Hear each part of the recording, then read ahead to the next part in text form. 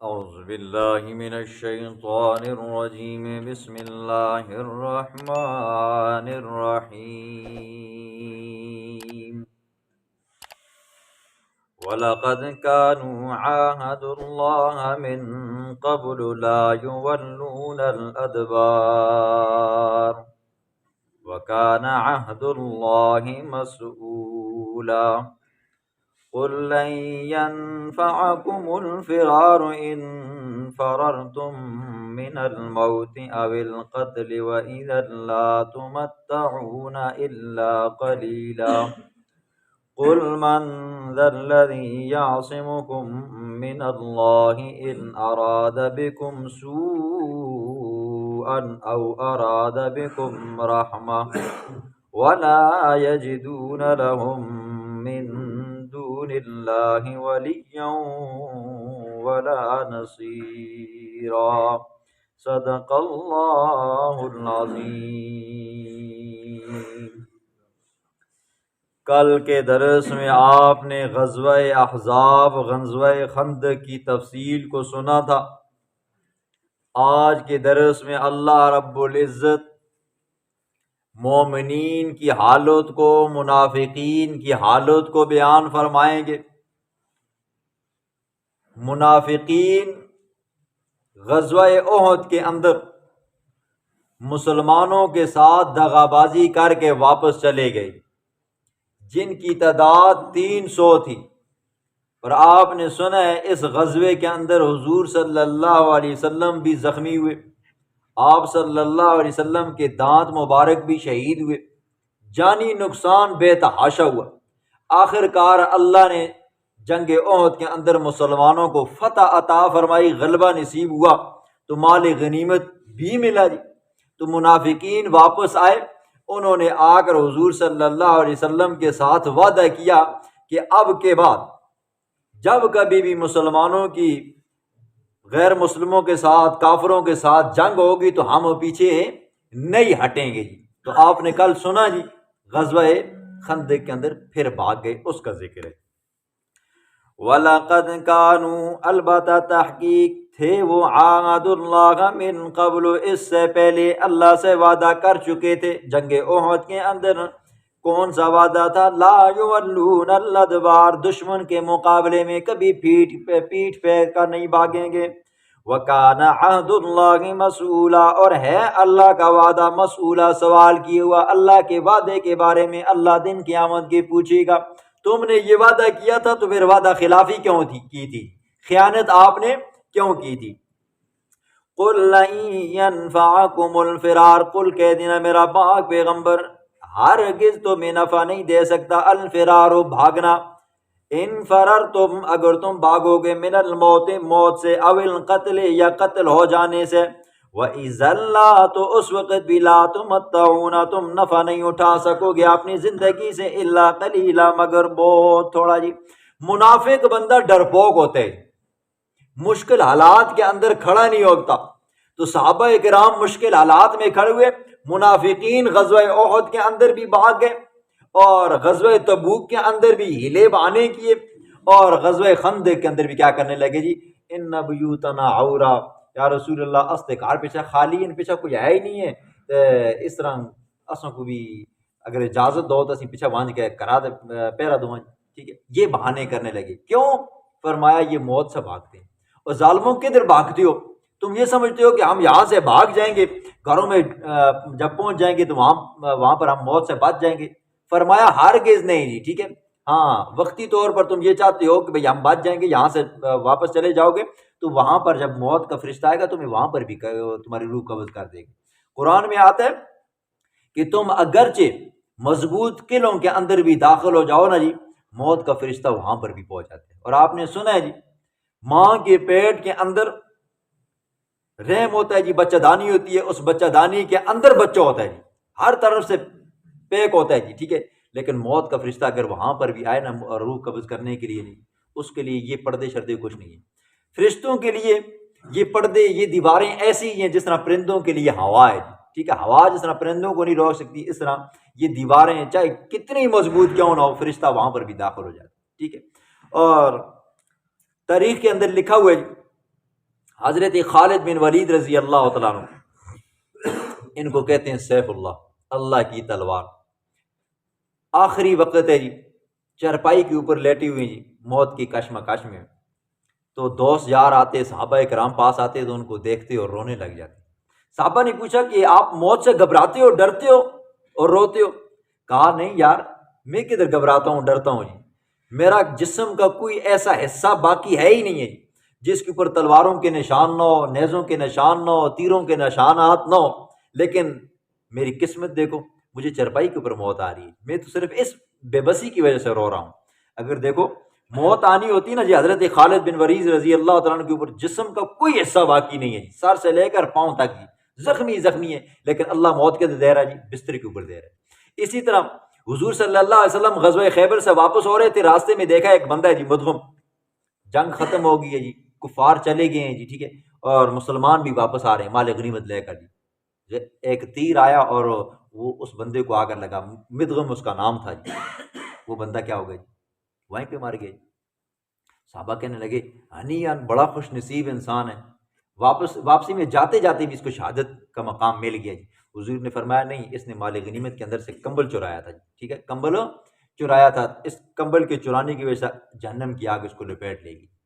موت کبھی بھی آ سکتی ہے جی، اگر اللہ موت جنگ کے دوران دینا چاہے نا جی تو وہاں پر موت آئے گی، اگر اللہ نہ دینا چاہے تو کیا ہوگا جی، بندے کی موت آ ہی نہیں سکتی۔ کوئی بندہ یہ نہیں، آپ نے دیکھا ہوگا جی، کتنے آپ کے ساتھ یہ واقعات آئے ہوں گے، یا یہ کہ آپ نے سنا بھی ہوگا، فیس بک کے اوپر دیکھا ہوگا کہ مشکل سے مشکل چیزوں کے اوپر سے بندہ بچ جاتا ہے جی، ایکسیڈنٹوں میں بچ جاتا ہے جی، ٹھیک ہے، بس جاتے جاتے نیچے گرا اور وہیں پہ سانس نکل گئی۔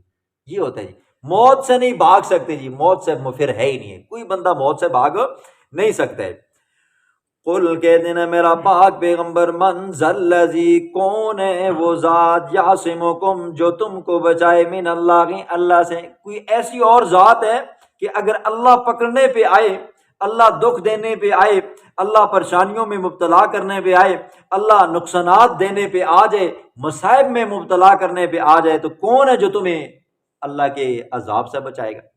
ان ارادہ بکم سوءا، اگر اللہ ارادہ کرے تمہارے بارے میں برائی کا، او ارادہ بکم رحمہ، یا یہ کہ اللہ ارادہ کرے تمہارے بارے میں رحمت کا، کون ہے جو اللہ کی رحمت کو روک سکتا ہے؟ اور قرآن یہ کہتا ہے نا وَإِن يَمْسَسْكَ اللَّهُ بِضُرٍّ فَلَا كَاشِفَ لَهُ إِلَّا هُوَ، جس کے ساتھ اللہ برائی کا ارادہ کرے، کسی کو اللہ پاک پریشانیوں میں مبتلا کرنا چاہے، کسی کے اللہ رزق کو بند کرنا چاہے، کسی کو اللہ دکھوں میں مبتلا کرے، بیماریوں میں مبتلا کرے، اللہ فرماتے ہیں کون ہے جو میری تکلیفوں کا سامنا کرے اور میری تکلیفوں کو واپس کر دے۔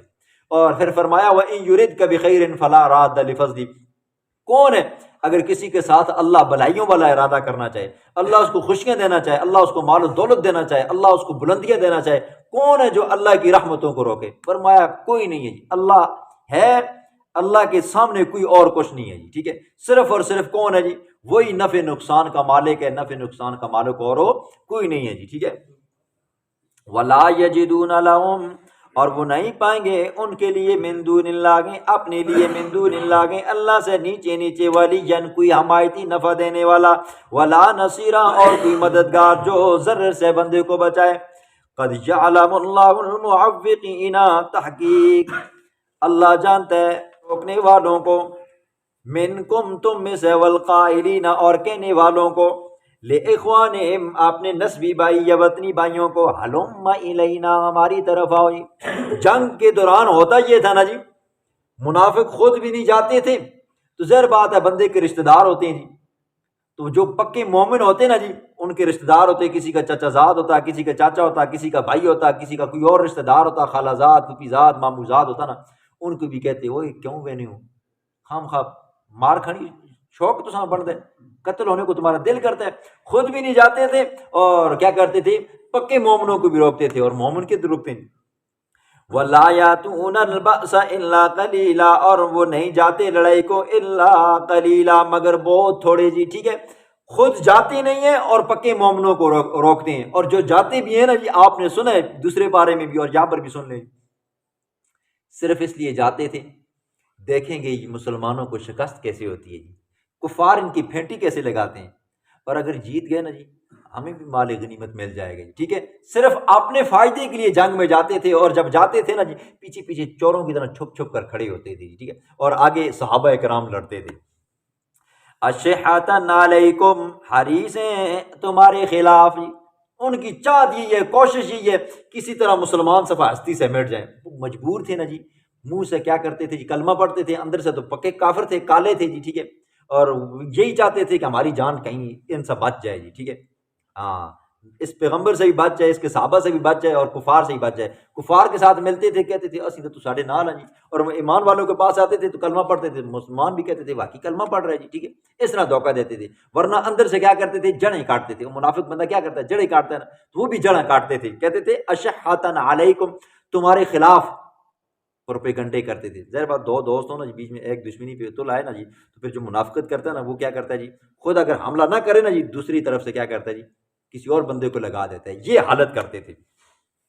فَإِذَا جَاءَ الْخَوْفُ، جب آئے، بس جب آ جائے خوف، رَأَيْتَهُمْ، میرا محبوب آپ ان کو دیکھتے ہو، يَنْظُرُونَ إِلَيْكَ، وہ آپ کی طرف دیکھتے ہیں۔ جس وقت خوف آ جاتا ہے، دشمن حملہ کرنے پہ آ جاتا ہے، تو آپ ان کی طرف دیکھتے ہو، وہ آپ کی طرف آنکھیں پھاڑ پھاڑ کر دیکھتے ہیں۔ تدور اعینہم، اپنی آنکھوں کو گھماتے ہیں پھراتے ہیں۔ ہاں کی ہوسی کالذی یغشی علیہ من الموت، اس شخص کی طرح جس کے اوپر موت کی غشی طاری ہوگی، اور موت کے وقت کیا ہوتا ہے، بندے کی آنکھیں اوپر چلی جاتی ہیں، پھٹی کی پھٹی رہ جاتی ہیں، ہائے ہون کی ہوسی ساڑھے نال۔ تو وہ کیا کرتے تھے، حضور کو دیکھتے تھے جی، کیا ہمیں اجازت مل جائے جی، بانے مارتے تھے نا جی، پیچھے گھر میں کوئی نہیں ہے جی، کھلانے پلانے والا کوئی نہیں ہے، ماں باپ بوڑھی بیمار ہیں جی، ٹھیک ہے، ہمیں پیٹ میں درد ہو گیا جی، ٹھیک ہے، تو یہ بہانے مارتے تھے کسی طرح، حضور ہمیں اجازت دے دیں، ہم واپس چلے جائیں جی، ٹھیک ہے، اس وجہ سے دیکھتے تھے۔ پھر کیا ہوتا، فَإِذَا ذَهَبَ الْخَوْفُ، جب خوف چلا جاتا، جب خوف پہلے آتا نا تو پھر ہیلے بہانے کر کے نا کہ ہمیں چھٹی مل جائے جی، ہماری بیوی بیمار ہے، ہماری ماں بیمار ہے جی، ہمارے کیا ہو گیا جی، غلام بھاگ گئے جی، ٹھیک ہے، یہ بہانے چلتے تھے۔ اور جب مسلمان جنگ جیت جاتے نا جی، خوف چلا جاتا نا، تو سلقوکم بألسنۃ حداد، پھر کاٹتے تم کو تیز زبانوں کے ساتھ، اشحۃ علی الخیر، حریص ہیں مال پر جی، ٹھیک ہے۔